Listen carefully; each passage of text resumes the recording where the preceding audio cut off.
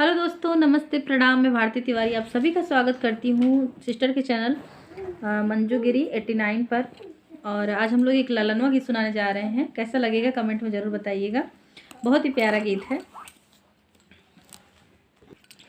रामा के मथवा तिलक भाला सोहै, तिलक भाला सोहै, अरे सोहेला चांदन लीला रे ललनवा, अरे सोहेला चांदन लीला रे ललनवा।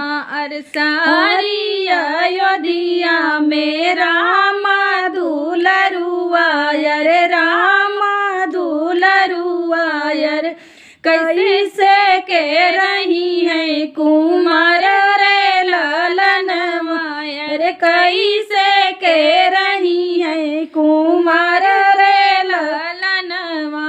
इतनी बचन जब सुने राजा दशरथ, अरे धाई जनकपुर जाई रे ललनवा, अरे धाई जनकपुर जाई रे ललनवा।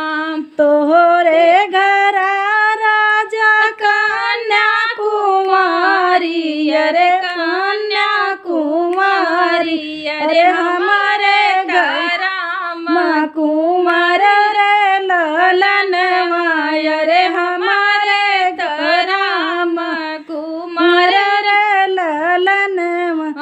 इतनी बचन जब सुनई, इतनी बचन जब सुनई राम लक्ष्मण, अरे धाई जनकपुर जाई रे ललनवा, अरे धाई जनकपुर जाई रे ललनवा।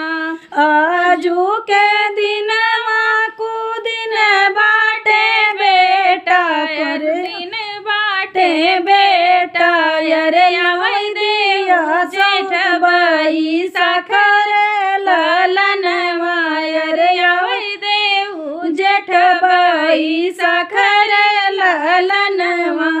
तो दोस्तों ये गीत कैसा लगा कमेंट में ज़रूर बताइएगा। मिलते हैं अगले वीडियो में।